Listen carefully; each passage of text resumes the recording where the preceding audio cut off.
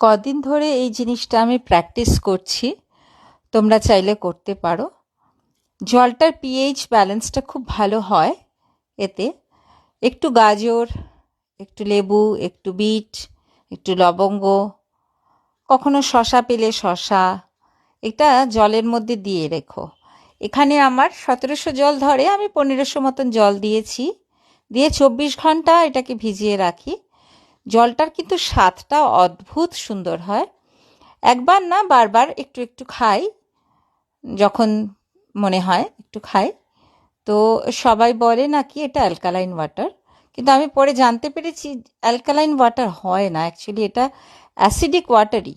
কিন্তু এটার মধ্যে যে কোয়ালিটিসগুলো থাকে পেটে যাওয়ার পরে সেটা অ্যালকালাইন হয়ে যায়। তো সেটা আমাদের পিএইচ ব্যালেন্স মেনটেন করতে খুব সাহায্য করে, হাইড্রেশন রাখে খুব ভালো। করে দেখতে পারো, আমি করেছি তাই আমি তোমাদের সাথে শেয়ার করলাম।